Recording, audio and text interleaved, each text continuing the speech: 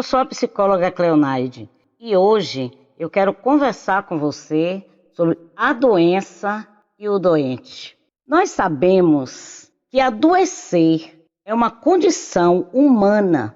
Estar doente, porém, é pessoal. Uma pessoa pode ter a mesma doença que outro, mas o corpo reage de uma forma e a mente dessa pessoa também conduz ao entendimento a respeito da doença de maneira muito individual. Você já ficou doente alguma vez? Como você gostaria de ser tratado no momento do seu adoecimento? Você já viveu a experiência de cuidar de alguém que está doente? Você já amou alguém o suficiente para dedicar tempo ao cuidado desta pessoa que adoeceu?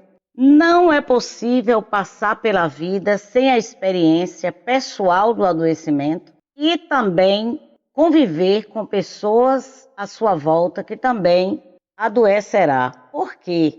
Faz parte da condição humana o adoecimento. A doença, quando ela ocorre, dispara como um alarme no ego humano. O adoecimento conduz a uma reflexão. Somos frágeis, somos finitos. No dia a dia, nós caminhamos pela vida como se o adoecimento não existisse, como se a morte também não fosse chegar à nossa casa. Mas quando algo diferente acontece, é como se fosse um soco que é dado ao ego humano.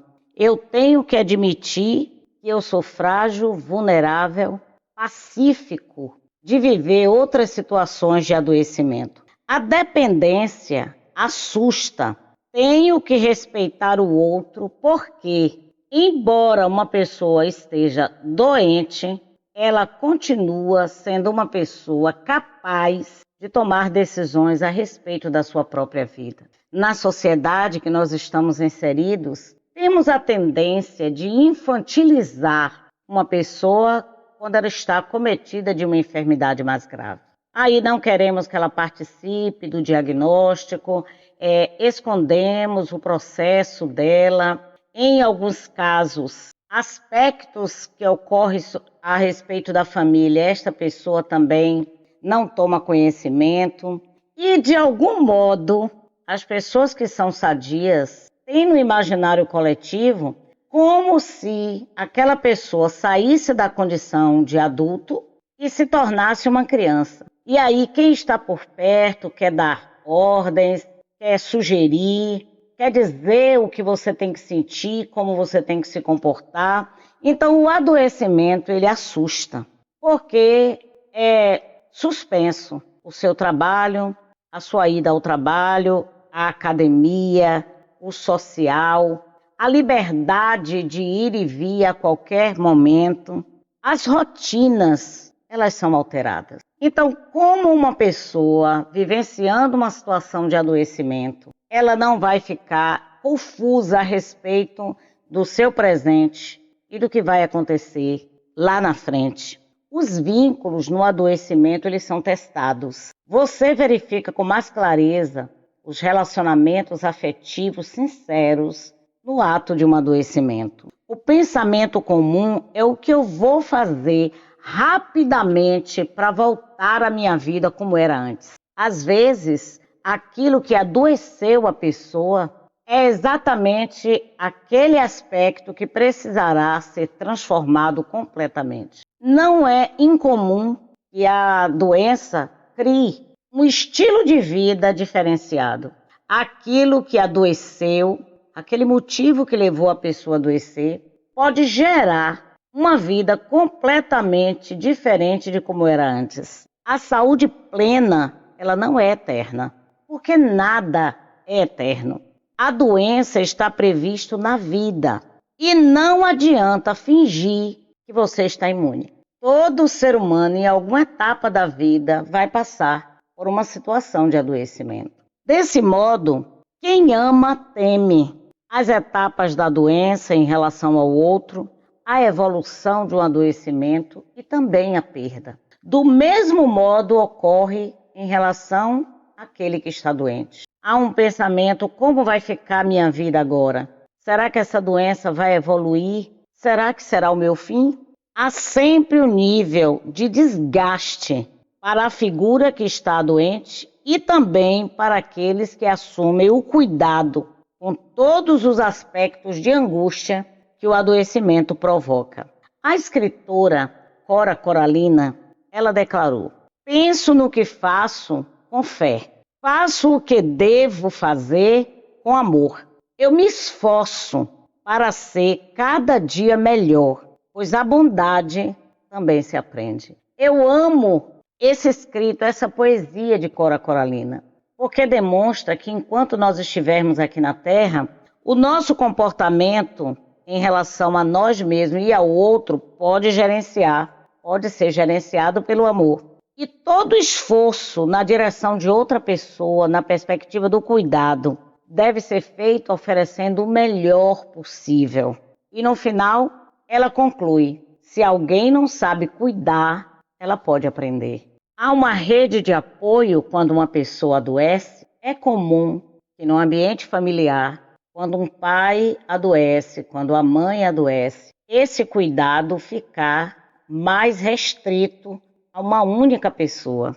Agora, fragilizado, e é muito comum que as pessoas visitem aquele doente, mas ao assumir o cuidado como enfermo, já é mais difícil, porque exige compromisso. Não basta você dizer verbalmente que gosta de uma pessoa. Os afetos, eles são testados no cuidado, quando abre uma brecha onde aquela figura passa a ser alguém que será cuidado. Se os pagamentos, se os custos de um adoecimento de uma pessoa da nossa família, dificilmente quem não entrega afeto entregará também as finanças. Desse modo, quando uma pessoa adoece, todos os aspectos da sua vida, elas são passados em revista. Você começa a observar a paciência de um, o cuidado do outro, a maneira como você é tratado quando você está numa situação de fragilidade. O acompanhamento psicológico da figura que cuida é algo importante, porque quanto maior é a saúde de uma pessoa que cuida de uma pessoa doente, maior é a possibilidade desse cuidado ser cheio de excelência naquilo que se faz. Múltiplas tarefas é uma coisa muito comum naquele que cuida.